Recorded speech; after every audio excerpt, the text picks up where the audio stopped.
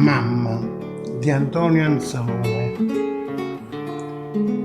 Chi tiene la mamma non ha bisogno di niente e mai patisce la fame. Sul pure istinto, ti calma ogni dolore, sul lieve poi ogni pena, la notte è un chiarore e la casa è sempre piena. Ti trovo sempre attorno, non ti abbandono mai.